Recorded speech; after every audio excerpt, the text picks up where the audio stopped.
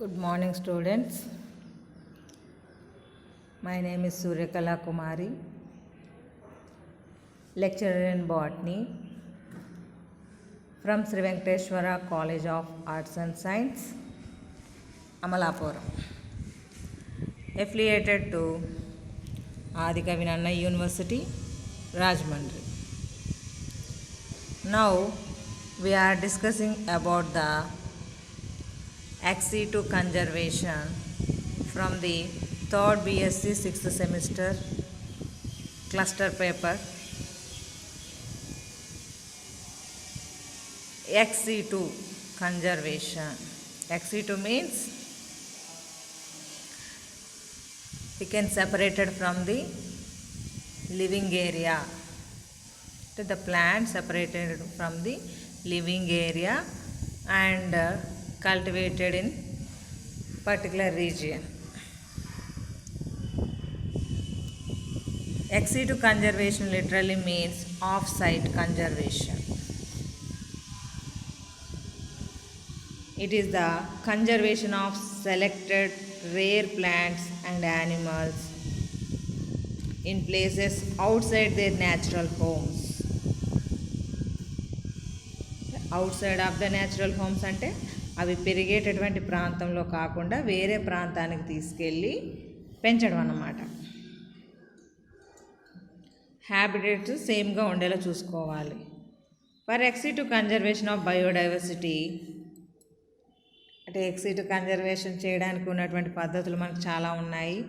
Germ-plasm banks అని, gene banks అని, botanical gardens, zoos, genetic resource centres, pollen grain and seed tissue culture centres, DNA banks, ఇలాగా రకరకాలుగా ex situ conservation చేసేటటువంటి areas ఉన్నాయి మనకి. Seed gene banks అంటే seed అంటే మనకి విత్తనాలు అంటే ప్రతి each every plant give to the అంటే maximum angiospermic plants give to the seeds విత్తనాలను ఇస్తూ ఉంటాయి. అందువలన ఆ విత్తనాలను మనం స్టోర్ చేసుకుంటాం. అందులో జెర్మ్-ప్లాజం ఉంటుంది కాబట్టి సీడ్ లోపల మనం అవి కల్టివేషన్ చేస్తే నెక్స్ట్ మనకి కొత్త మొక్క వస్తుంది కాబట్టి సీడ్స్ని స్టోర్ చేసుకుంటాం. అది రెండో పద్ధతి ఏంటి? Cryo preservation. అంటే క్రయో ప్రిజర్వేషన్ చూడండి, అంటే మనం విత్తనాలు లేనటువంటి మొక్కలు ఉంటాయి కదా, సీడ్స్ లేనటువంటి ప్లాంట్స్ ఉంటాయి కదా, అలాంటి కేటగిరీ మొక్కలకి ఇది ఉపయోగపడుతుంది అనమాట. ఏం చేస్తాం దీనిలో? Storage of germ-plasm at ultra low temperature అంటే -196 degrees. -196 అంటే ఎంత? మనకి మామూలుగానే 0 degree అంటే మనకి వాటర్ అనేటటువంటిది గడ్డకట్టుకుపోయేటటువంటి స్టేజ్. అలాంటిది -196 మైనస్లోకి వెళ్ళిపోయింది. అంటే లిక్విడ్ని నైట్రోజన్ అప్పుడు మనకి ఎయిర్లో ఉండేటటువంటి నైట్రోజన్ గ్యాస్ కాస్త -196 degrees Celsius టెంపరేచర్ వద్ద లిక్విడ్ స్టేజ్లో ఉంటుందన్నమాట. అలాంటి లిక్విడ్ నైట్రోజన్ లోపల ఈ జెర్మ్-ప్లాజంని స్టోర్ చేస్తారనమాట. That is called cryo preservation. The cryopreservation is particularly useful to the conserving seeds, vegetatively propagated parts, tissues అంటే సెల్ లేకపోతే సెల్ ఆర్గనెల్స్, ఇలాగా ఏదో ఒక భాగాన్ని మనం స్టోర్ చేయవచ్చు. By cryopreservation germ-plasm can be stored for a long period of time. 1-2 రోజులు store చేయడం కాదు, ఎక్కువ రోజుల పాటు స్టోర్ చేయడానికి వీలుగా ఉండేటటువంటిది అన్నమాట. మన NBPGR ఉంది కదా, national bureau of plant genetic resources అని చెప్పేసి పిలుస్తాం. దీని లోపల ఇది ఢిల్లీలో ఉంది. Maintaining the 850 types of crop plants, ఒక 850 రకాల పంట మొక్కలకు సంబంధించినటువంటి జెర్మ్-ప్లాజంని కన్జర్వ్ చేస్తున్నారంట. Plants with recalcitrant seeds are grown in orchids where our positive strains and varieties are maintained. Lychee, oil palm, rubber, etc. అంటే మనకి రకరకాల ఆర్కిడ్ ప్లాంట్స్ ఉన్నాయి. అంటే ఫ్లోరికల్చర్ పర్పస్ కోసం ఉపయోగపడేటటువంటి ఈ ఆర్కిడ్ ప్లాంట్స్ యొక్క సీడ్స్ అనేటటువంటివి తొందరగా జెర్మినేషన్ జరగవు మనకి. అంటే ఆ సీడ్స్ని స్టోర్ చేస్తున్నారన్నమాట. అంటే మనకి అకార్డింగ్ టు సిలబస్ లోపల మనకి ఎక్సిటు కన్జర్వేషన్కి సంబంధించి మన సిలబస్ లోపల ఎక్సిటు కన్జర్వేషన్ లోపల బొటానికల్ గార్డెన్స్ గురించి అడిగారనమాట.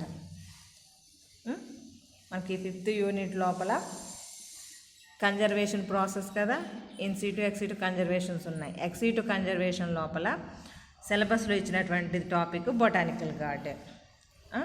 ఇది మీకు ఎగ్జామినేషన్కి ఇంపార్టెంట్ అనమాట. Botanical garden are defined as they are the sites maintain collections of live plants. అంటే లివింగ్ ఇన్ కండిషన్లో ఉండేటటువంటి ప్లాంట్స్ అన్నింటినీ కూడా పెంచేటటువంటి ఒక ప్రదేశాన్ని మనం బొటానికల్ గార్డెన్ కింద చెప్తున్నాం. మెయిన్లీ ఫర్ స్టడీ, ఎందుకోసం? స్టడీ పర్పస్ కోసం, సైంటిఫిక్ రీసెర్చ్ కోసం, కన్జర్వేషన్ అండ్ ఎడ్యుకేషన్. అంటే ఏంటి? చదువుకునే పిల్లలు ఉంటారు కదా, అంటే ప్లాంట్స్ గురించి స్టడీ చేసేటటువంటి పర్సన్స్ ఎవరైతే ఉన్నారో వాళ్ళ యొక్క ఎడ్యుకేషన్ పర్పస్ కోసం ఉపయోగపడుతుంది, సైంటిఫిక్ రీసెర్చ్ కోసం ఉపయోగపడుతుంది, at the same time conservation జరుగుతున్నట్టుగా ఉంటుంది. మనకు చదువుకునే పిల్లలు ఏంటి, బొటానికల్ టూర్స్ అని వెళ్తూ ఉంటారు, అంటే studying for that plants. They are differing from parks. అంటే ఈ బొటానికల్ గార్డెన్స్ అనేటటువంటివి, అంటే మనకి పార్క్స్ అంటే తెలుసు, పార్క్లో కూడా మొక్కలే ఉంటాయి, అవునా? మొక్కలు పెంచుతారు, జనాలు ఆడుకోవడానికి ఉంటుంది కదా. అంటే పార్క్ లాంటిది, కానీ పార్కుతో కొంచెం డీవియేషన్ చూపించేటటువంటిది. ఫస్ట్ మోడర్న్ బొటానికల్ గార్డెన్, అంటే మనకి బొటానికల్ గార్డెను అనేటటువంటి దాని గురించి ఇంట్రడ్యూస్ చేసింది ఎవరంటే ల్యూకా గిని అనే అతను మనకు మొట్టమొదటిసారిగా ఈ బొటానికల్ గార్డెన్ గురించి ఇంట్రడ్యూస్ చేశారు. ఎక్కడ ఎస్టాబ్లిష్ చేశారు? పిసా అనేటటువంటి ఏరియా లోపల, అంటే ఇటలీలో ఉంది ఇది.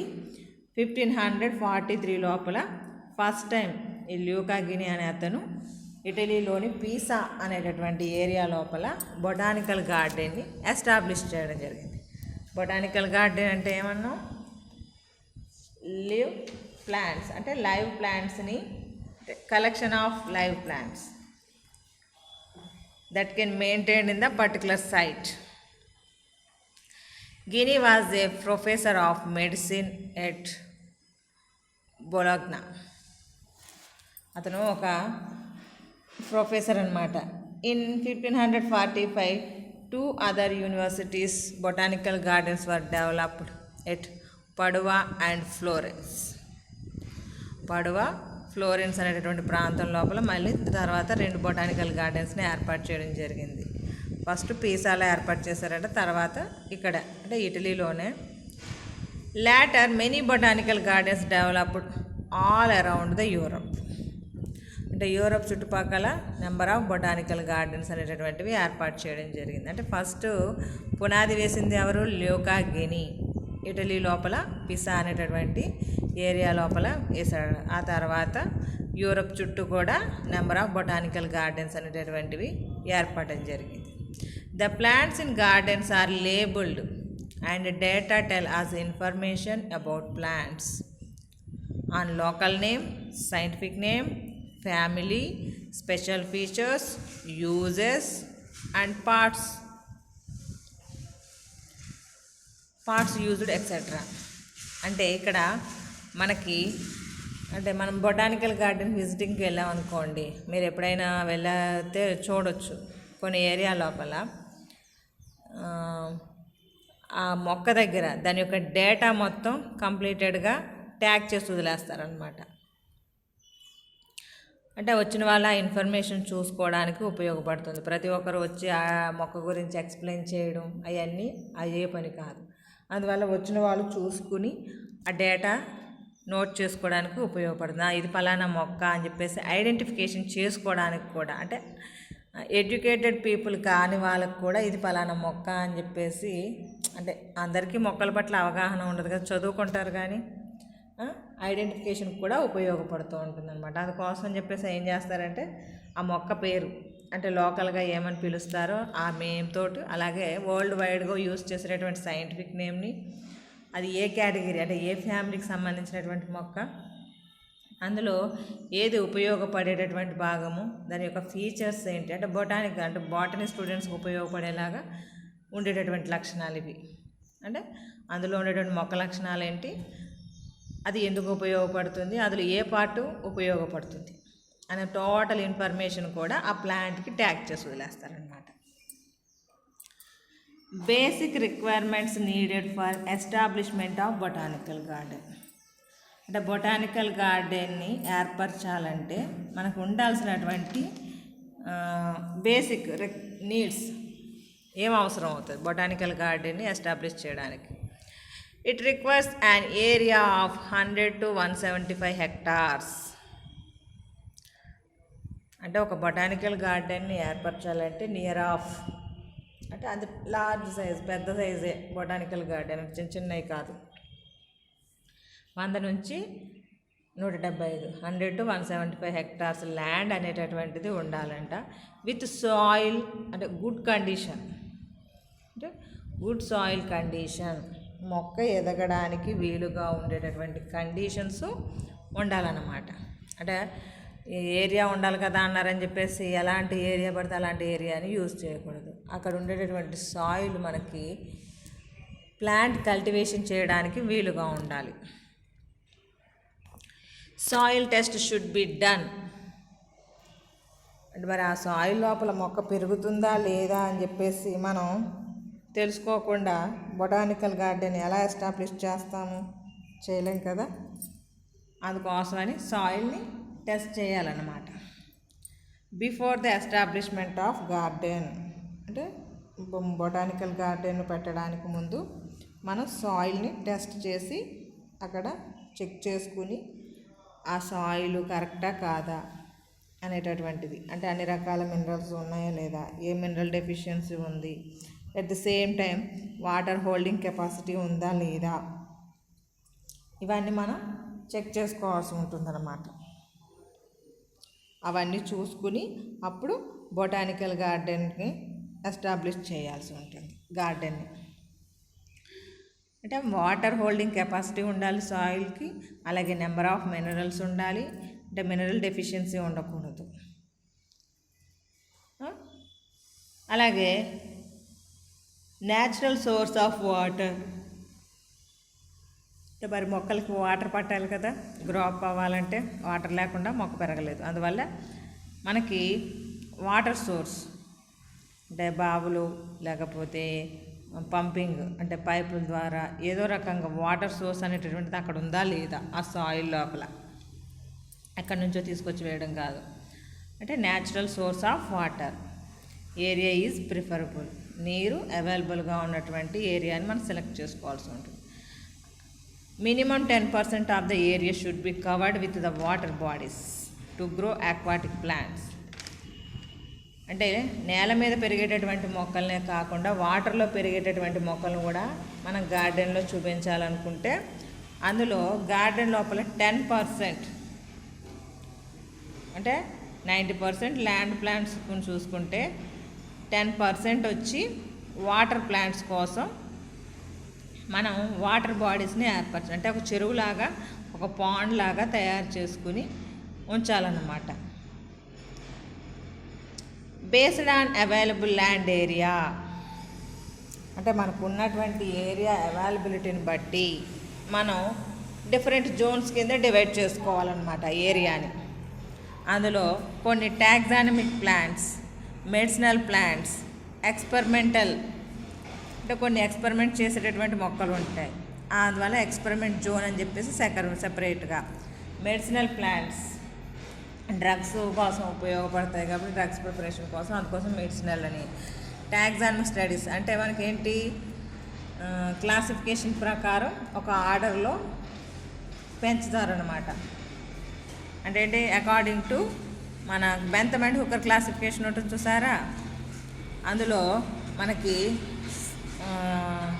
సబ్ క్లాస్ చేసినప్పుడు పాలిపెటాలి, గామోపెటాలి, మోనోక్లామిడే అని చెప్పేసి కేటగిరీ ఉంటుంది. పాలిపెటాలి అంటే పెటల్స్ ఫ్రీగా ఉండేటటువంటి కేటగిరీ మొక్కలు ఒక పక్క, మధ్యలో గ్యామోపెటాలి కేటగిరీకి సంబంధించి అంటే పెటల్స్ ఫ్యూజ్ అయి ఉండేటటువంటి కేటగిరీ మొక్కలు, కిందకు వచ్చినప్పటికి మోనోక్లామిడే కేటగిరీ మొక్కలు, ఆ కిందకి వెళ్తే మోనో కాట్లిడన్స్, ఇలాగా ఒక ఆర్డర్లో పెంచుతారన్నమాట. అంటే టాక్సానమీ పర్పస్ కోసం. అంటే ఆ విధంగా డివైడ్ చేసుకోవాలి మనం ఉన్నటువంటి ఏరియాని. అలాగే దాంతోపాటు ఇంకా గ్రీన్ హౌసెస్, గ్లాస్ హౌసెస్, మనకి మొక్కలు పెరగడానికి అంటే ఎప్పుడు ఎండలో పెరిగేటటువంటి కొన్ని మొక్కలు ఉంటాయి, షేడ్లో పెరిగేటటువంటివి ఉంటాయి, అలాగే లైట్కి ఎక్కువగా ఎక్స్పోజ్ అయితే పెరగలిగేవి ఉంటాయి, లైట్కి ఎక్స్పోజ్ అవ్వకుండా కొన్ని పెరగలిగి ఉంటాయి. అందుబాటు కోసం అని చెప్పేసి గ్రీన్ హౌసెస్, గ్లాస్ హౌసెస్ అనేటటువంటివి, ఫైటోట్రాన్స్ అనేటటువంటివి అవసరమవుతాయి అన్నమాట.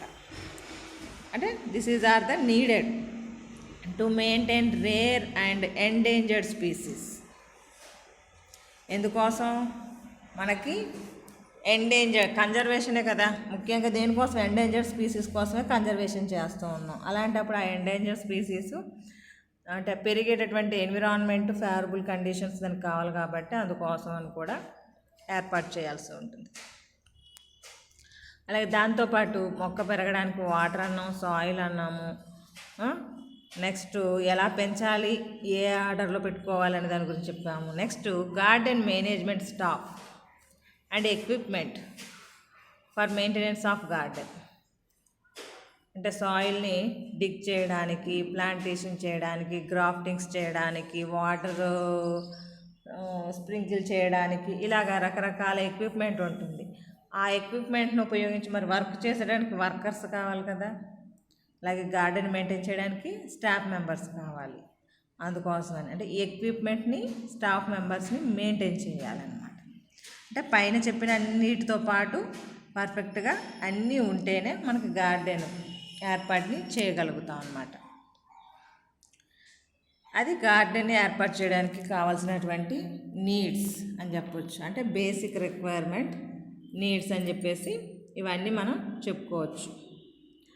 అంటే గార్డెన్ ఏర్పాటు చేస్తాం. గార్డెన్ ఏర్పాటు చేసినప్పుడు ఆ గార్డెన్ లోపల మనం అంటే ఏమి గార్డెన్స్ ఉండొచ్చు. అంటే ప్రత్యేకించి ఒకే రకమైన గార్డెన్ పెంచుకోవచ్చు, లేకపోతే వేరు వేరు అన్నీ కలిపి ఒకే గార్డెన్లో పెంచవచ్చు. అంటే ఆర్నమెంటల్ ప్లాంట్స్ అంటే ఇవి జనాలు చూసేసి వెళ్ళిపోవడానికి వీలుగా.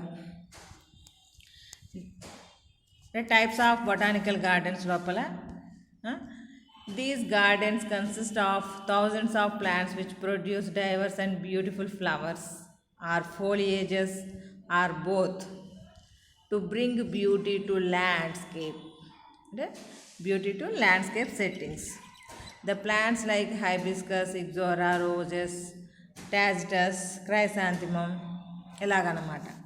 అంటే ఏంటి, గార్డెన్ లోపల కొన్ని వేల మొక్కల్ని పెంచుతూ ఉంటాము, రకరకాల ఓన్లీ ఫ్లవర్స్, లేకపోతే ఫోలియేజ్ అంటే వితౌట్ ఫ్లవర్స్, లీఫ్ అనేటటువంటిది, లీఫ్ ఫిల్లోటాక్సీ అనేటటువంటిది ఒక్కొక్క దానిలో ఒక్కోలా ఉంటుంది. జిమ్నోస్పోమ్స్లో కొంచెం వేరియేషన్స్ ఉంటాయి. అలాగే యూఫోర్బియేసి ఫ్యామిలీ మెంబర్స్లోని ఇలాగ కొన్ని ఫ్యామిలీస్ లోపల మనకి లీఫ్ వేరియేషన్ అనేటటువంటిది కనబడుతూ ఉంటుంది. అంటే ఆ లీవ్స్ యొక్క అరేంజ్మెంట్ వల్ల అందంగా కనిపిస్తూ ఉంటాయి.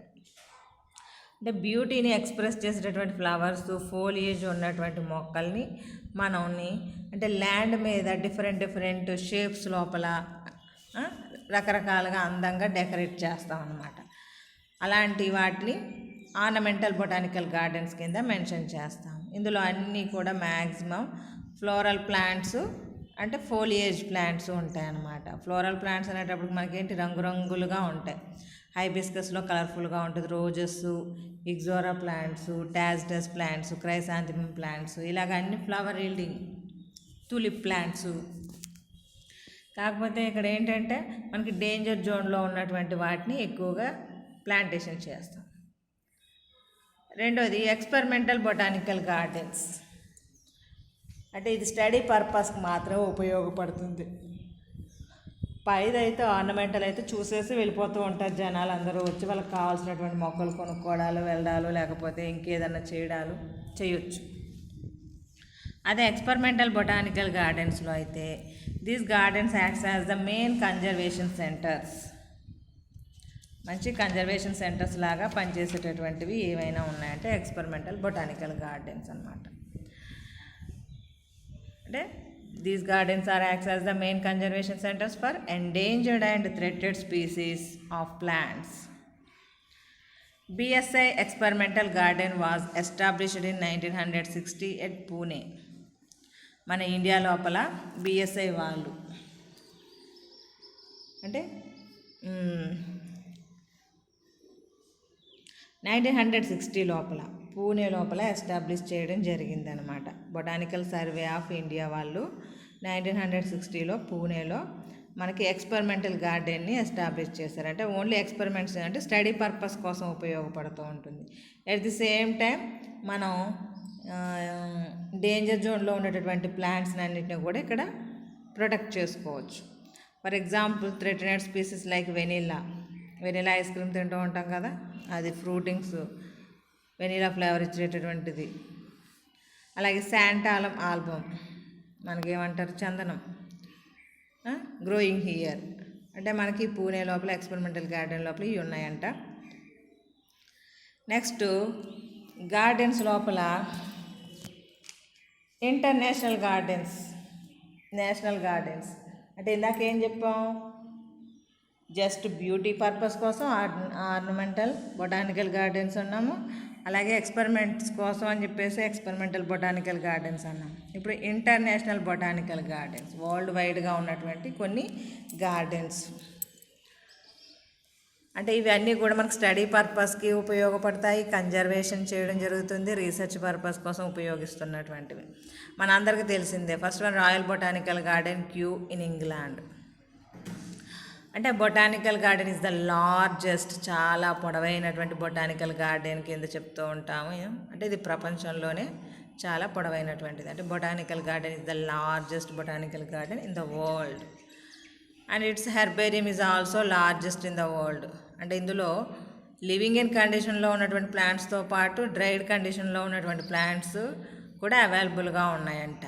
ఇందులో ఇంచుమించుగా 6 మిలియన్ స్పీసీస్ అంటే స్పెసిమెన్స్ 6 మిలియన్ స్పెసిమెన్స్ ఉన్నాయంట. అలాగే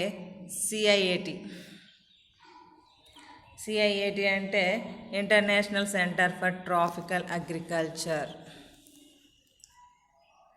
అంటే ట్రాపికల్ రీజియన్ లోపల పెరిగేటటువంటి అగ్రికల్చర్ ప్లాంట్స్ని పెంచేటటువంటి ప్రాంతం కొలంబియా లోపల ఉందన్నమాట. ICARDA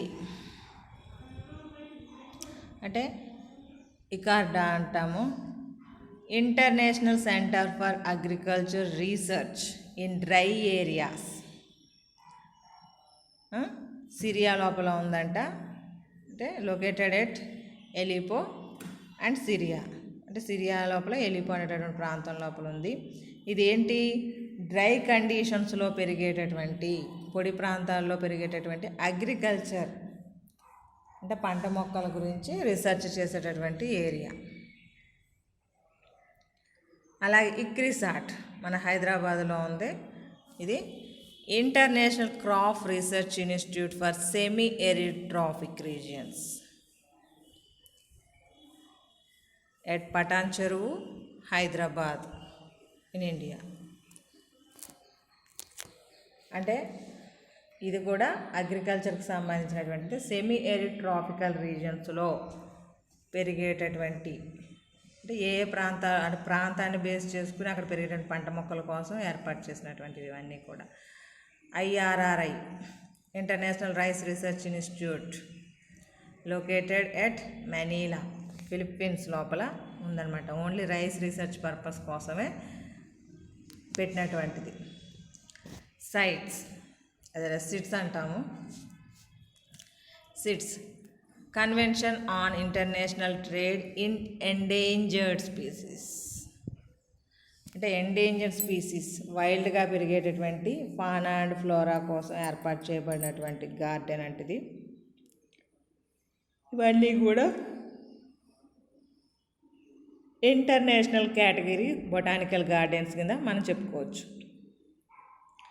next national botanical gardens, మన ఇండియాలో ఉండేటటువంటి botanical gardens. Indian botanical garden Calcutta, అంటే కలకత్తాలో ఉంది. స్పెల్లింగ్ మిస్టేక్ రాశారండి, సిఏ అని రాశారు, కేఏ రాయాలి. Calcutta. Indian botanical garden Calcutta లోపల largest botanical garden in India. ఇందాకేమన్నా ఇంటర్నేషనల్గా చూసుకున్నప్పుడు royal botanical garden, that is the largest garden in the world. ఇక్కడ కలకత్తాలో ఉండేటటువంటి ఇండియన్ బొటానికల్ గార్డెన్ అనేటటువంటిది largest botanical garden in India. అది ఆ తేడా అబ్జర్వ్ చేసుకోండి. ఇక్కడ ఉన్నటువంటి హెర్బేరియం కూడా పెద్దది అనమాట. 1 మిలియన్ స్పెసిమెన్స్ ఉన్నాయంట అందులో. ఎన్బిఆర్ఐ నేషనల్ బొటానికల్ రీసెర్చ్ ఇన్స్టిట్యూట్, ఎన్బిఆర్ఐ అంటే ఇది లక్నోలో ఉంది. దీన్నే మనం నేషనల్ బొటానికల్ గార్డెన్ అని కూడా పిలుస్తామన్నమాట. అలాగే BSI botanical survey of India started working in 1890. మన BSI botanical survey of India అంటే మన ఇండియాలో ఉండేటటువంటి మొక్కల గురించి స్టడీ చేసేటటువంటిది ఇది. And is connected with the plant exploration and writing up of regional floras and also preparation of flora of India. అంటే ఇండియాలో ఉండేటటువంటి ప్రతి ఫ్లోరాకు సంబంధించినటువంటి దీనికి కనెక్టెడ్గా రీజనల్ ఏరియాస్ కూడా ఉన్నాయి. అంటే సౌత్ రీజియన్లో, నార్త్ రీజియన్లో, ఈస్ట్ రీజియన్లో అని చెప్పేసి లొకేషన్స్ ఉంటాయి కదా, అలాగే దీనికి కనెక్టెడ్గా రీజియన్స్ కూడా ఉన్నాయన్నమాట. IARI Indian agriculture research institute, దీన్నే మనం పూసా ఇన్స్టిట్యూట్ అంటాం. ఢిల్లీలో ఉందంటండి. It was initially established at village Pusa అనేటటువంటి విలేజ్లో ఏర్పాటు చేయడం ద్వారా దీన్ని పూసా అని చెప్పేసి, పూసా ఇన్స్టిట్యూట్ అని చెప్పేసి కూడా పిలుస్తూ ఉంటాం. దట్ ఈజ్ అప్పుడు బీహార్ లోపల ఉండేది ఆ పూసా విలేజ్ అనేటటువంటిది. పూసా విలేజ్ బీహార్లో ఉంది, ఆ తర్వాత ఢిల్లీకి మార్చబడింది అన్నమాట. ఇది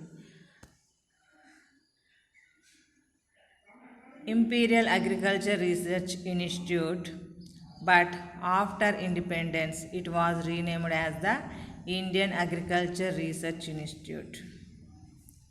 అంటే ఫస్ట్ ఇంపీరియల్ అగ్రికల్చర్ అని పేరుతో ఉండేది. ఇండిపెండెన్స్ అంటే before independence imperial, after independence that is converted into Indian agriculture research institute. తర్వాత ఆ విధంగా పేరు మార్చడం జరిగిందనమాట. అంటే దీనికి ఇప్పుడు ఎన్ని రకాల పేర్లు ఉన్నాయో చూడండి. ఐఏఆర్ఐ అనే దానికి ఇండియన్ అగ్రికల్చర్ రీసెర్చ్ ఇన్స్టిట్యూట్ అన్నా, పూసా ఇన్స్టిట్యూట్ అన్నా, ఇంపీరియల్ అగ్రికల్చర్ రీసెర్చ్ ఇన్స్టిట్యూట్ అన్నా ఒకటే. అంటే పూసాలో ఎస్టాబ్లిష్ చేయడం వల్ల, అంటే బీహార్లో ఉన్నటువంటి పూసాలో ఎస్టాబ్లిష్ చేయడం వల్ల పూసా ఇన్స్టిట్యూట్ అన్నారు. అంటే బిఫోర్ ఆఫ్ ద ఇండిపెండెన్స్ ఏమో ఇంపీరియల్ అగ్రికల్చర్ రీసెర్చ్ అని చెప్పడం వల్ల ఇంపీరియల్ అగ్రికల్చర్ రీసెర్చ్ ఇన్స్టిట్యూట్ అని. After independence that is converted into Indian agriculture research institute. ఆ విధంగా పేరు మారిందనమాట. నెక్స్ట్ ఎఫ్ఆర్ఐ అంటే ఇది forest research institute. It is located at Dehradun, ఉత్తరాఖండ్లో ఉందంటండి Dehradun. Established in 1906 under name imperial forest research institute, IFRI అని చెప్పేసి పేరుగా ఉండేది. అంటే ఇది కూడా బిఫోర్ ఇండిపెండెన్స్ డేకి ముందే ఎస్టాబ్లిష్ చేయబడింది. ఆ తర్వాత పేరు మార్చుకోవడం జరిగింది అన్నమాట.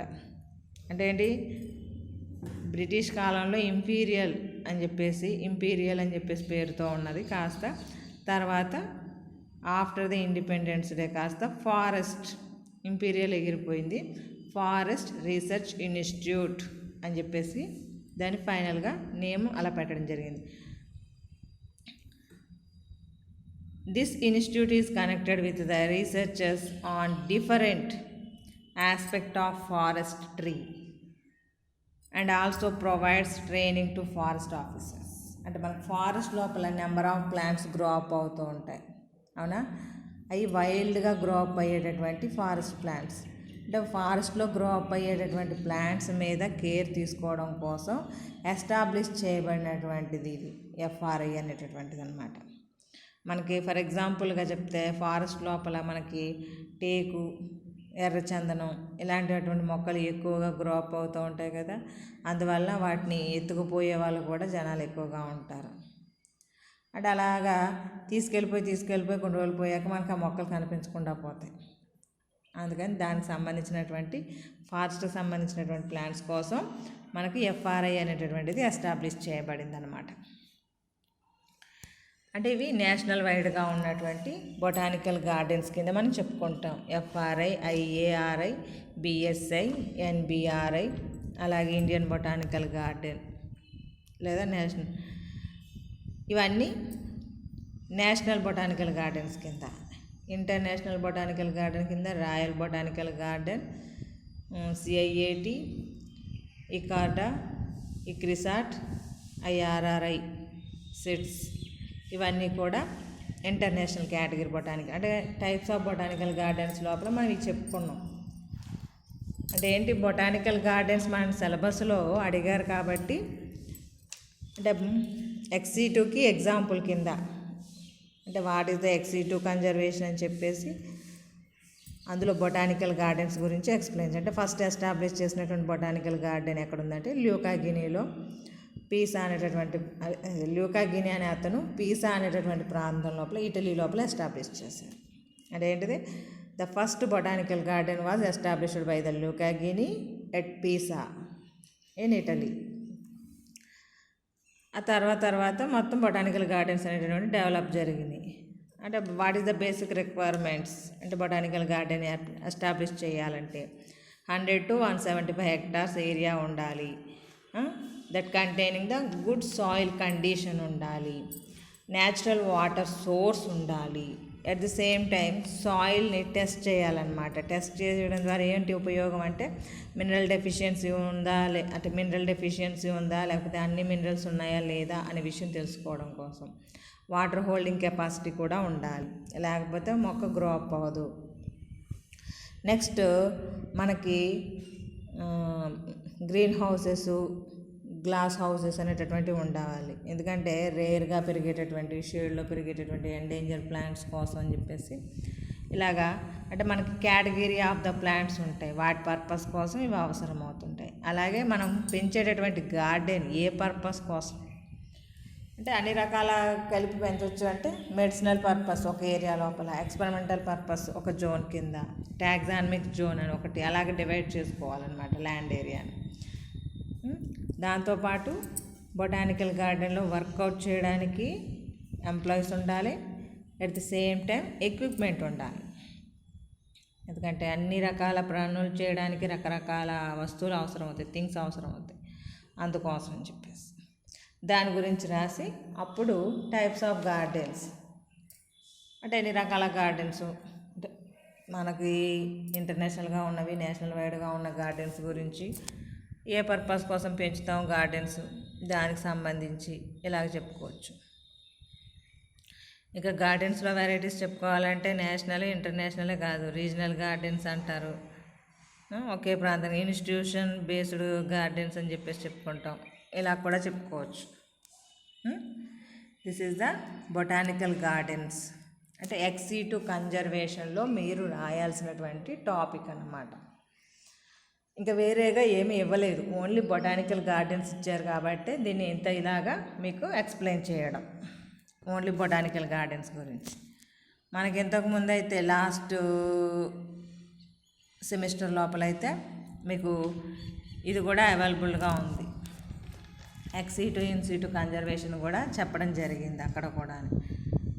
కాకపోతే అక్కడ బొటానికల్ గార్డెన్స్ గురించి ఇంతేలాగా ఎక్స్ప్లెయిన్ చేయలేదు. అక్కడ బొటానికల్ గార్డెన్స్ చిన్న పార్ట్, జూలాజికల్ పార్క్స్ అని చెప్పేసి, క్రయో ప్రిజర్వేషన్ అని, అలాగే జీన్ బ్యాంక్స్, సీడ్ బ్యాంక్స్ అని వాటన్నిటి గురించి కలిపి చెప్తాం.